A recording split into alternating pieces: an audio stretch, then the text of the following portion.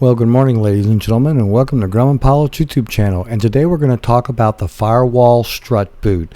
And this is the boot that goes between the firewall and the front strut.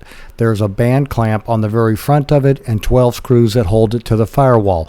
And what this basically does, it keeps the hot air from inside the cockpit from coming through that gap in the firewall and warming your feet and making the cabin kind of hot. So that's what those are for, and they're on every airplane, 2-place and 4-place, up to the 1977 year model. So if you've got a 77, you don't know what these are, but stay tuned for more.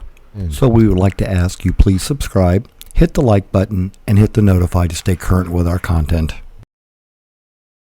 So this is what it looks like when you find it in the Alpha 5 parts manual, and it's part number 17. And again, it goes around the strut and it protects it against the opening in the firewall to keep the warm air out. And if you go down the list and find number 17, you'll find boot assembly 702-064-501.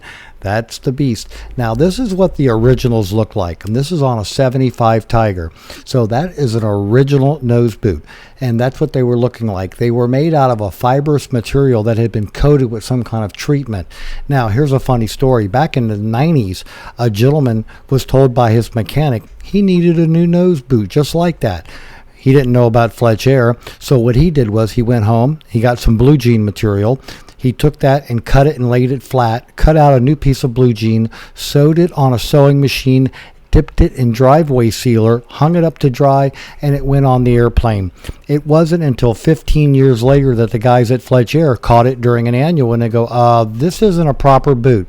So that's what they look like. Now this is what the new ones look like. Now the advantage of the new ones is it's a solider material. It does have reinforcement in between the layers, but it's waterproof and it's airproof, and even if you get cracks in it with the double layer, you're not going to have that problem. Now you'll notice on the outside of these there's an O that's been marked into the, because when they're cut out there's an inside and there's an outside, and if you fold it so the inside is on the outside, you can stitch it up, but you're not going to be able to put them on the airplane. So the shop puts that on there so when the seamstress goes to sew them, she doesn't make them wrong. Now again, this is just what they look like laying around. You can find them on the GPA website. Just look under airframe parts and you'll be able to find them, and it's a flat rate shipping, I believe, for most of the US. And just another shot here of what the original looks like. So if that's what you've got on your airplane, you might want to think about changing it. So ladies and gentlemen, we hope you found all this useful and informative.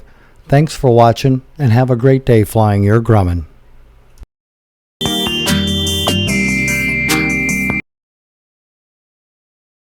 You know, forget buying expensive toys for your kittens and cats.